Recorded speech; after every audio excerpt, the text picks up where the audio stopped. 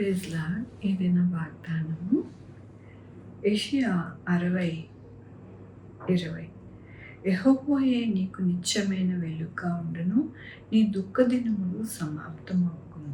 ఎంత గొప్ప వాగ్దానాన్ని దేవుడు మనకి దినము అనుగ్రహిస్తూ ఉన్నారండి. దేవుడు ఏమని సెలవిస్తూ ఉన్నారంటే, యెహోవాయే నీకు నిత్యమైన వెలుగుగా ఉండును, నీ దుఃఖ దినములు సమాప్తము అగును అని అంటూ ఉన్నారు. మన యొక్క జీవితాలలో ఆయనే వెలుగుగా ఉండి, మన యొక్క జీవితంలో ఎటువంటి చీకటి, ఎటువంటి బాధ, కష్టము అనేది ఉన్నదో వాటి అన్నిటినీ కూడా తీసివేసి, మన జీవితాలలో దుఃఖము అనేది లేకుండా దానిని సమాప్తముగా చేస్తాను అంటూ ఉన్నారు. అంటే కంప్లీట్గా తీసివేస్తాను అని దేవుడు సెలవిస్తూ ఉన్నారు. దేవుని యొక్క వాక్యములోని వారిలో ఒంటరైన వాడు 1000 మందగును, ఎన్నిక లేని వారు బలమైన జనమగును, యెహోవానగు నేను తగిన కాలమున ఈ కార్యములు త్వరపెట్టుదును. అవునండి, మన యొక్క జీవితాలలో ఆయన ఎలాంటి కార్యాలు చేస్తానని దేవుడు సెలవిస్తున్నారంటే, ఒంటరైన వాడు 1000 మందిలాగా ఉంటారంట, అలాగే ఎన్నిక లేని వారు బలమైన జనముగా ఉంటారంట. అలాగే యెహోవాకు నేను తగిన కాలమున ఈ కార్యములు త్వరపెడతారు అంటున్నారు. అంటే మన యొక్క జీవితంలో దుఃఖ దినములు కంప్లీట్గా అయిపోయి, మరి సంతోషకరమైన దినములు, ఆనందకరమైన గడియలు దేవుడు మనకి అనుగ్రహిస్తారంట. ఎవరైతే మేము ఒంటరి వారము, మా వల్ల కాదు అని బాధపడుతూ ఉన్నారో, మాకు బలము లేదు, మాకు ఎటువంటి కార్యము అనేది జరగడం లేదు అని ఎవరైతే దుఃఖపడుతూ ఉన్నారో వారందరితో దేవుడి దినము మాట్లాడుతూ ఉన్నారు.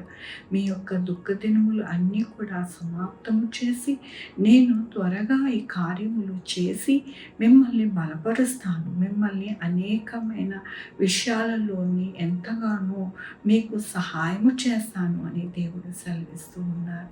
కాబట్టి మన జీవితంలో దిగులుతో, బాధతో, కష్టముతో ఉండకుండా ఎల్లప్పుడూ కూడా దేవుడు మనకి వెలుగై ఉన్నారు. ఆయన మన జీవితంలో సమస్తమును చేయగల దేవుడుగా ఉన్నారనే నిరీక్షణ, విశ్వాసంతో మనము జీవిస్తూ దేవుని యందు, మరి ప్రార్థన యందు అలాగే మనము ఉంటే కనుక ఈ వాక్యము మన జీవితంలో నెరవేరబడుతుందని దేవుడు ఈ దినం సెలవిస్తున్నందుకు దేవునికి వందనాలు చెల్లిస్తా ఉన్నాను.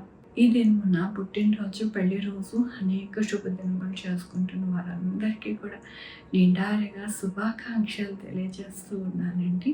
మీ జీవితంలో దేవుని యొక్క ఆశీర్వాదము, ఆయన బహుమానము, ఆయన దీవెన మీకు కలుగును గాక. ప్రార్థించుకుందామండి.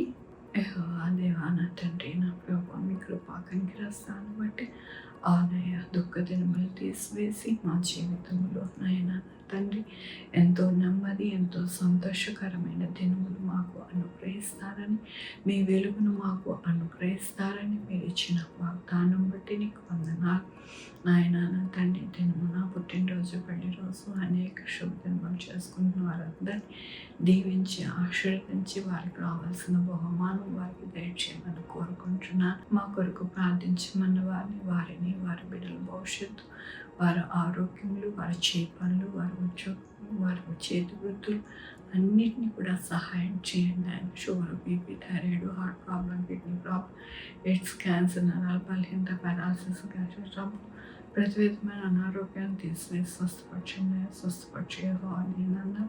బిడ్డలు లేని వారి బిడ్డలు దయచేయండి, సహాయం చేయండి. ఉద్యోగాలు లేని వారికి ఉద్యోగాలు దయచేయండి. చదువుకుంటున్న బిడ్డలకి జ్ఞానం దయచేయండి. హాస్పిటల్లో ఉన్న బిడ్డలు త్వరగా కోలుకోవడానికి సహాయం చేయండి. వృద్ధులకి, చంటి బిడ్డలకి అనారోగ్యం వాటిల్లకుండా కృప చూపించండి.